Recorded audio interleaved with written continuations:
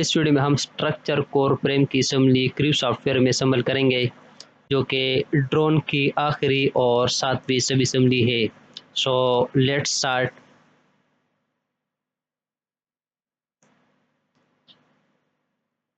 Structure core frame की assembly crew software में assemble करने के लिए सबसे पहले सेलेक्ट वर्किंग डायरेक्टरी के ऊपर क्लिक कर लें और इसके बाद डेस्कटॉप सेलेक्ट कर लें। हमारे पास डेस्कटॉप के ऊपर एक फोल्डर मौजूद है स्ट्रक्चर कोर फ्रेम सब असेंबली के नाम से। इस फोल्डर के ऊपर डबल क्लिक कर लें एंड से ओके। इसके बाद न्यू के ऊपर क्लिक कर लें और टाइप से आप असेंबली सेलेक्ट कर लें और इसके बाद यहाँ पर जो फाइल नेम है वो आप टाइप कर लें स्ट्रक्चर कोर फ्रेम सब असेंबली। इसके बाद जो यूज डिफॉल्ट नेमप्लेट है इसको आप अनसेलेक्ट कर लें एंड से ओके। और यहाँ से जो यूनिट सिस्टम हमने इस असेंबली के लिए यूज़ करना है वह है MMKS assembly design relative accuracy. आप इस यूनिट सिस्टम को सेलेक्ट कर लें एंड से ओके।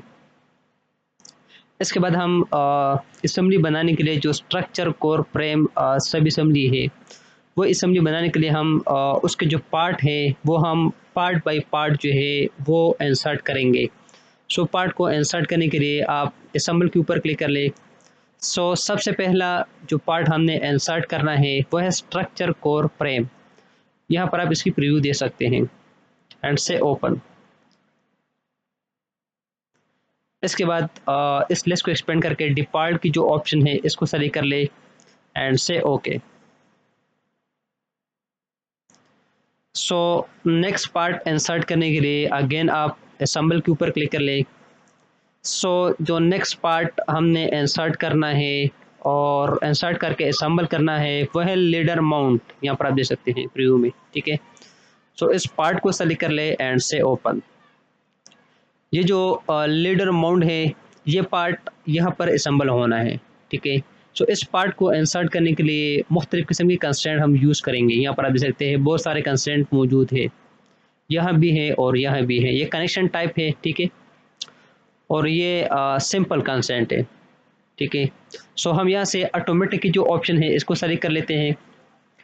इसके बाद जो राउंड पेस है, यानी इस राउंड पेस को हम इस जो राउंड एज है इसके साथ हम कोइंसिडेंट कर लेते हैं, ठीक है।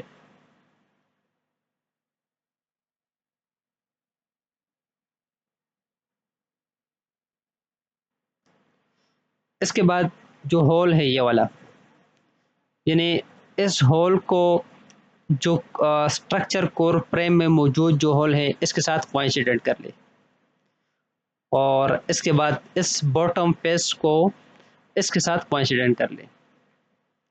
यहाँ पर आप देख सकते हैं पूरी कंस्ट्रेंट एंड से ओके।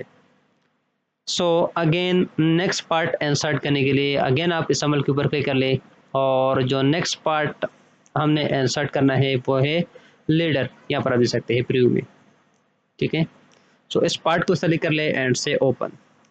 ये जो पार्ट है ये इस लीडर माउंट के ऊपर असेंबल होना है। इस पार्ट को इंसर्ट करने के लिए आप इस राउंड पेस जो है ये वाला इसको इसके साथ आप कोइंसिडेंट कर ले, ठीक है। इसके बाद जो होल है ये वाला, यानी इस होल को इस होल के साथ कोइंसिडेंट कर ले और आखिरी कंस्ट्रेंट जो हमने यू लगाना है वो इन दोनों सरफेसेस को आपस में कोइंसिडेंट करना है। तो इस सरफेस को इस सरफेस के साथ कोइंसिडेंट कर ले। यहाँ पर आप देख सकते हैं कंस्ट्रेंट टाइप कोइंसिडेंट एंड से ओके। और यहाँ पर भी आप देख सकते हैं पूरी कंस्ट्रेंट एंड से ओके। अगेन आप असेंबल के ऊपर क्लिक कर ले नेक्स्ट पार्ट इंसर्ट करने के लिए। यहाँ पर हमारे पास मौजूद है फ्रेम T265। इस पार्ट को सेलेक्ट कर लें एंड से ओपन। इस पार्ट को हमने यहाँ पर असेंबल करना है, ठीक है। ये जो जगह है ये वाला। पहले आप इस होल को, ये जो होल है इसके साथ कोइंसिडेंट कर ले।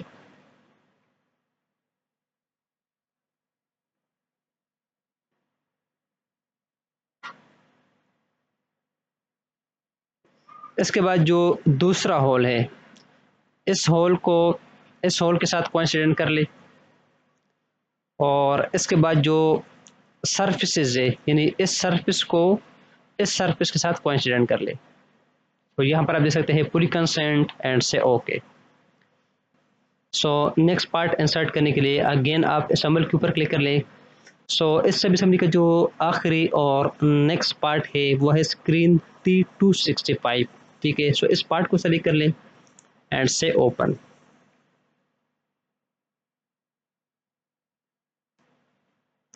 सो ये जो राउंड पेज है इसको आप इस राउंड पेज के साथ कोइंसिडेंट कर ले।